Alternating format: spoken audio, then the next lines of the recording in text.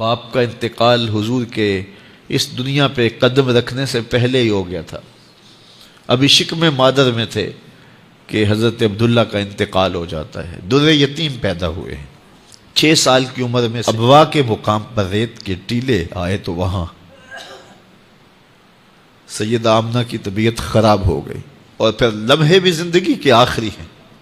سیدہ آمنہ نے محسوس کر لیا کہ یہ میری آخری سانسیں. سیدہ پاک نے حضور کے سر پہ ہاتھ رکھا اور روتے ہوئے کہا کہ بیٹا، ہر نئی چیز نے پرانا ہو جانا ہے، ہر باقی نے فنا ہو جانا ہے. میں بھی جا رہی ہوں، وَذِكْرَ بَاق وَوَلَدْتُ طُہْرًا، لیکن میرا ذکر نہیں مٹے گا، اس لیے کہ تیرے جیسا ستھرا بیٹا چھوڑ کے جا رہے ہیں. یہ آخری لفظ تھے سیدہ پاک کے کہ سیدہ آمنہ سلام اللہ علیہا کا انتقال ہو گیا. خیر، حضور ماں سے لپٹ گئے. امی آپ آگے بولتی نہیں ہیں، لیکن خاموش ہو گیا تھا چمن بولتا. حضور نے وہیں پھر اپنی ماں کی تدفین کی. تدفین کے بعد ام ایمن کے ساتھ سواری پر بیٹھ جاتے ہیں اور چمٹ جاتے ہیں ام ایمن کے ساتھ، اور وہ جا کے حضرت عبد المطلب کے سپرد کر دیتی ہیں. تو حضرت عبد المطلب حضور کو آغوش میں لے کے بڑا روئے اور ام ایمن سے کہا کہ میرے اس بیٹے کا تم نے خاص خیال رکھنا ہے. اور پھر انہوں نے اتنا خیال رکھا کہ میرے حضور فرمایا کرتے تھے، ام ایمن میری ماں کے بعد میری ماں ہے. 2 سال کے بعد حضرت عبد المطلب کا بھی انتقال ہو گیا. ابن حشام کے یہ لفظ سینہ چیرتے ہیں کہ جب امیر قریش کا جنازہ اٹھا تو سارا مکہ جنازے کے لیے امڑ آیا، لیکن لوگوں نے 8 سال کے ایک بچے کو دیکھا جو دیواروں سے لپٹ لپٹ کے رو رہا تھا. آج یہ سہارا بچھن گیا تھا. پھر چچا کی کفالت میں آئے.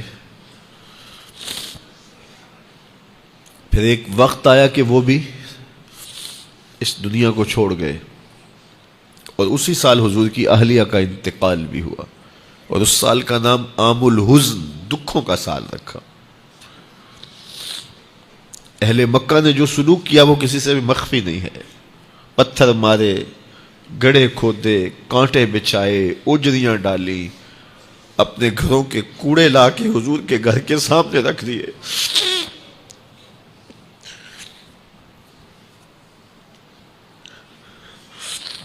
یہ کس چیز کی سزا دے رہے تھے میرے حضور کو؟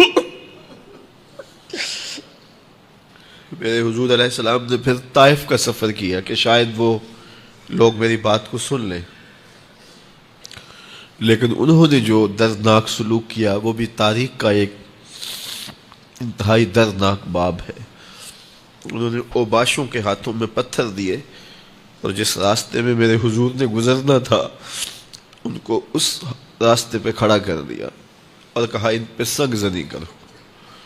اور وہ آقا کریم پہ پتھر مارتے، حضور کے پاؤں پہ پتھر مارتے. آقا کریم علیہ السلام پاؤں اٹھاتے تو وہ دوسرے پاؤں پہ مارتے. پھر حضور شدت درد سے بیٹھ جاتے تو ان کے 2 گھنڈے دائیں بائیں سے آگے بڑھتے اور حضور کو کندھوں سے پکڑ کے اٹھاتے، پھر سنگ باری کرتے.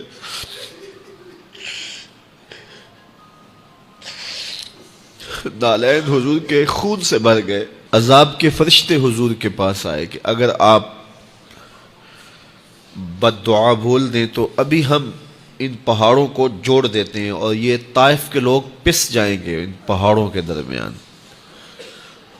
آسمان سے پتھر اتریں گے، ان کے سر کچل دیے جائیں جنہوں نے آپ کو دکھ دیے.